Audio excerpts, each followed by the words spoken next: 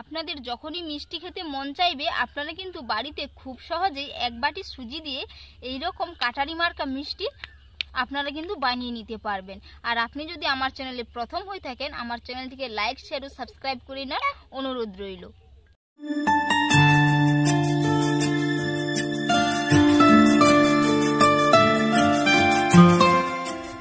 আজকেও চলে এসেছি রান্নাঘরে। আজ আমি আপনাদের সম্পূর্ণ একটা ইউনিক রেসিপি করে দেখাবো।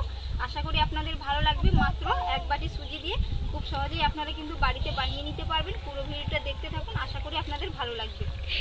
আমি উনুন জেলে নিয়েছি। এবার আমি এক বাটি সুজি নিয়েছি। সুজিটা আমি কড়াইয়ের মধ্যে দিয়ে দেবো। আমি কিন্তু পুরো এক বাটি ভর্তি করে নিইনি, 1/3 কাপ নিয়েছি। সুজিটা শুকনো খোলায় একটু ভালো করে ভেজে নেব। শুকনো খোলায় সুজিগুলো 3 মিনিটের মতো ভালো করে ভেজে নেব, যাতে সুজির কাঁচা গন্ধটা চলে যায়।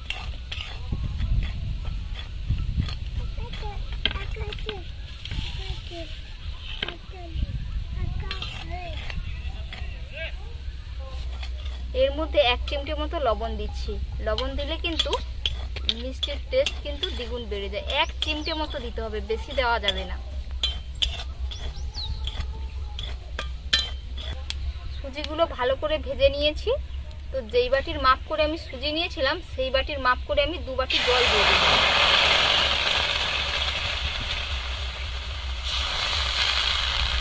সুজিগুলো নাড়তে থাকবো যাতে না গলা পেকে যায়।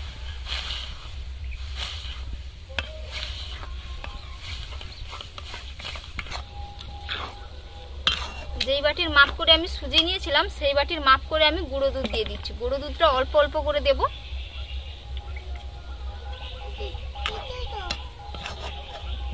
চুলার ফ্লেমটাকে একেবারে লোতে রাখতে হবে যাতে না দলা পেকে যায়। এর মধ্যে আমি ছোট চামচের মাপ করে 4 চামচ চিনি দিয়ে দিচ্ছি।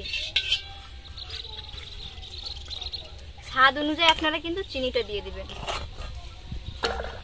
খুব সুন্দর একটা ডো তৈরি করে নিয়েছি। ডোটা খুব বেশি শক্তও হবে না এবং খুব বেশি পাতলাও হবে না, মিডিয়াম থাকবে। তো এবার আমি এটা তুলে নেব। তো আপনারা এই অবস্থায় এর মধ্যে 2 চামচের মতো ঘি দিয়ে দেবেন। ঘি দিলে ফ্লেভারটা কিন্তু খুবই সুন্দর আসে। তো এটা আমি নামিয়ে ঘি দেব। এবার আমি প্লেটের মধ্যে তুলে নেব।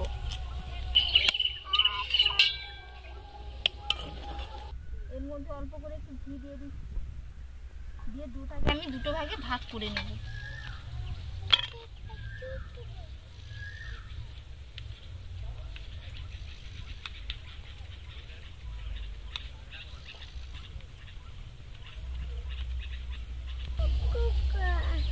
দুটো ডো আমি আলাদা করে রেখেছিলাম। তো এর মধ্যে আমি একটু কেশর কালারের ফুড কালার দিয়ে দিয়েছি।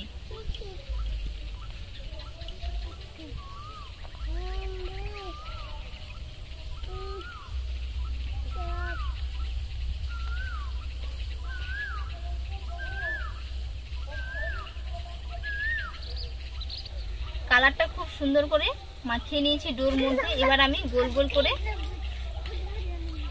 শেপ দিয়ে নেব মিষ্টির আকারে।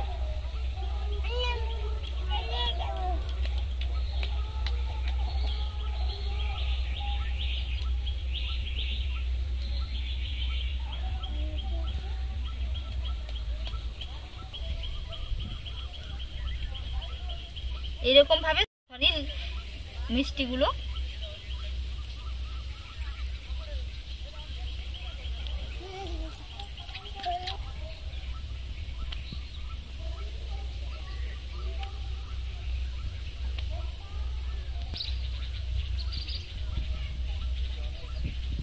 এবার আমি এগুলো গোল গোল করে শেপ দিয়ে দেব সাদাগুলো।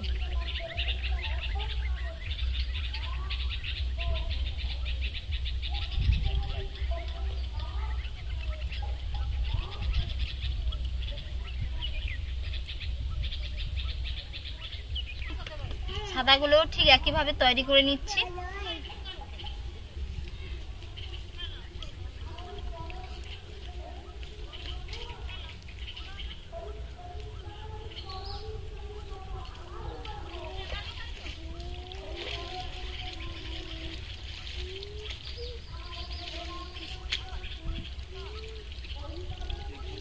পাতাগুলোকে এবার আমি বাটির মতো করে নেব এইরকম ভাবে।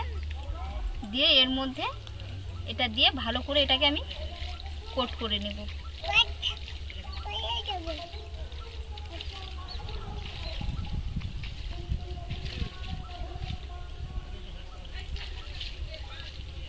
এই যে খুব সুন্দর করে কোট করে নিয়েছি, সবগুলো ঠিক একইভাবে তৈরি করে নেব।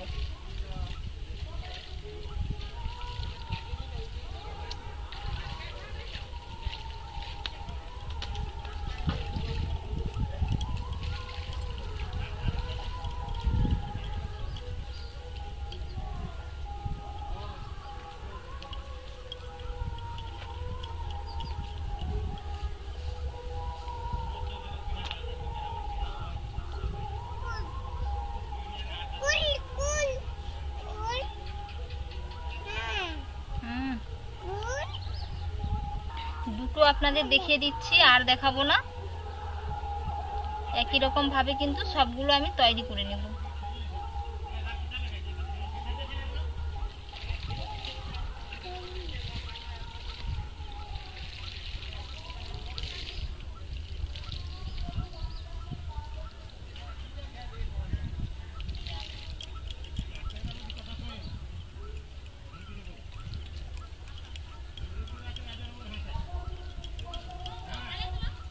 হয়ে গেছে নিয়েছি, তো এর মধ্যে আমি একটু তেল মাখিয়ে নিয়েছি। এবার সব মিষ্টিগুলো এর মধ্যে দিয়ে এটা আমি 3 মিনিটের জন্য ভাপিয়ে নেব। এই যে হাঁড়ি নিয়েছি, হাঁড়ির মধ্যে আমি 3 বাটি জল দিয়ে দিয়েছি, দিয়ে এটা আমি বসিয়ে দেব, একটা ঢাকনা লাগিয়ে দেব। এইভাবে আমি 3 মিনিটের জন্য ভাপিয়ে নেব। এটা আমি নামিয়ে নেব। হয়ে গেছে, এটাকে আমি ঠান্ডা করে নেব হালকা করে।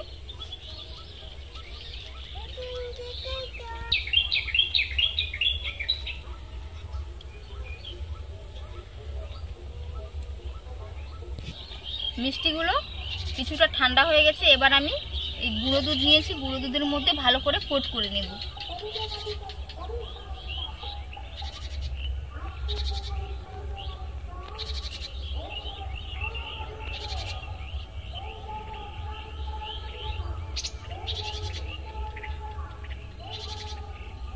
এরকম ভাবে সবগুলো করে নেব।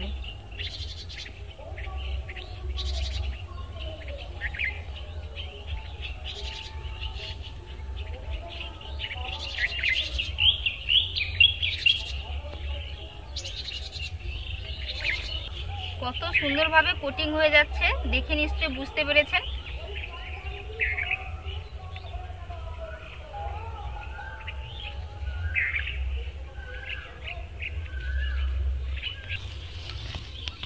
খুব সুন্দর করে কোট করে নিয়েছি। এবার আমি এগুলো সুতো দিয়ে কেটে নেব। সুতো দিয়ে কাটলে কিন্তু খুব সুন্দর হয়। কতটা সুন্দর দেখাচ্ছে, এরকম ভাবে কিন্তু সবগুলো আমি কেটে নেব।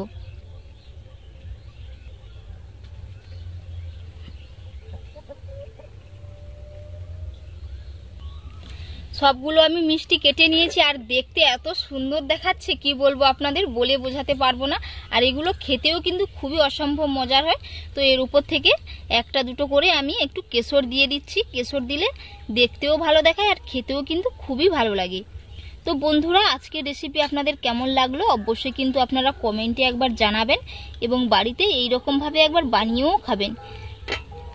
তো আপনারা ভালো থাকবেন, সুস্থ থাকবেন। নেক্সট ভিডিওতে দেখা হচ্ছে। ধন্যবাদ।